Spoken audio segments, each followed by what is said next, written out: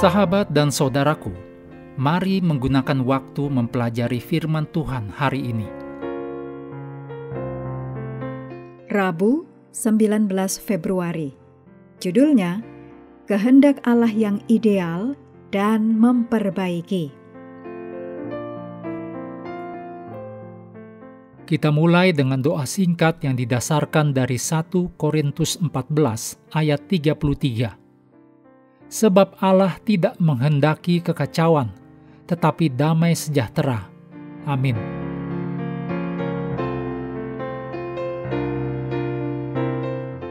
Dalam Efesus 1 ayat 9-11, ayat ini menyebutkan tentang yang ditetapkan Allah dan sejak semula ditentukan. Kata dalam bahasa Inggrisnya adalah predestinasi, atau yang juga dikenal dengan takdir.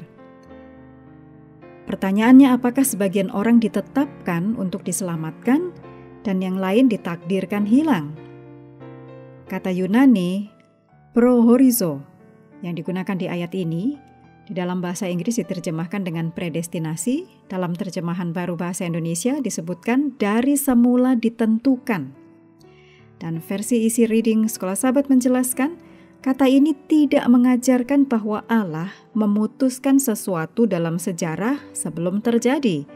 Sebaliknya, istilah Yunani prohorizo ini artinya adalah memutuskan terlebih dahulu.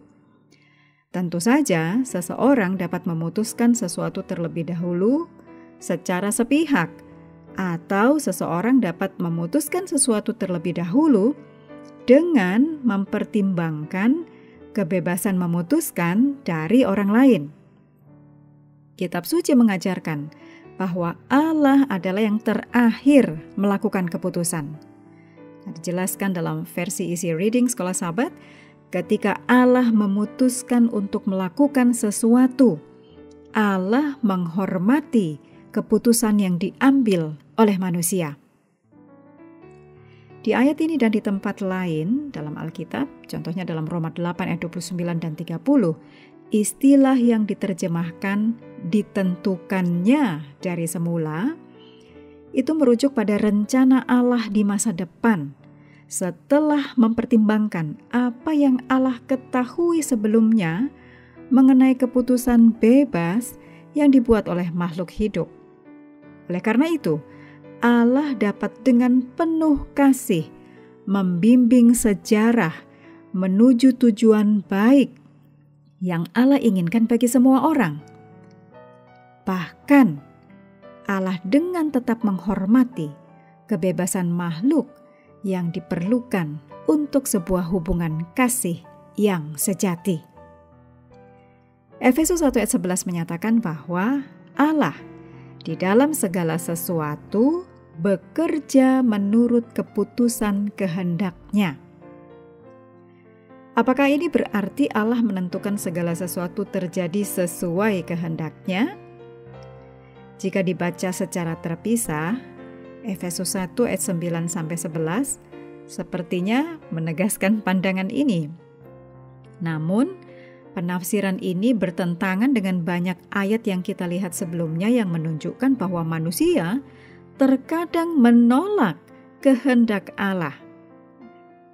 Dicatat dalam Lukas 7 ayat 30, Lukas 13 ayat 34, juga Mazmur 81 ayat 12-15.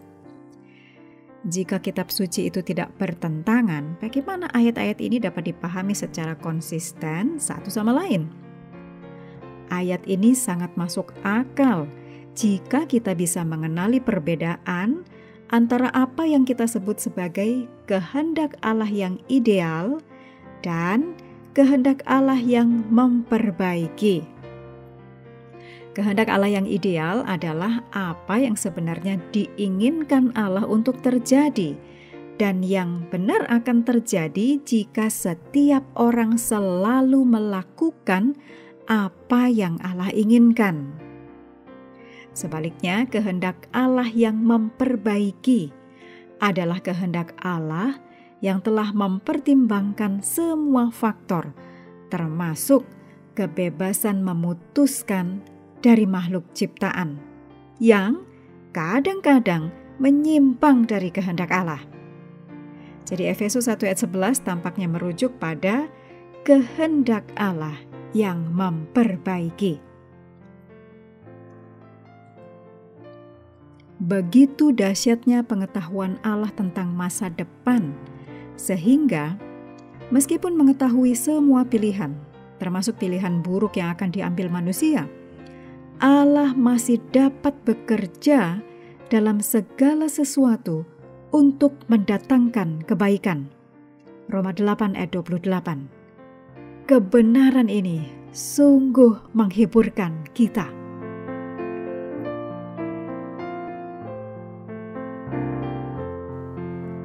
Mengakhiri pelajaran hari ini, mari kembali ke ayat inti dalam Yohanes 16 ayat 33.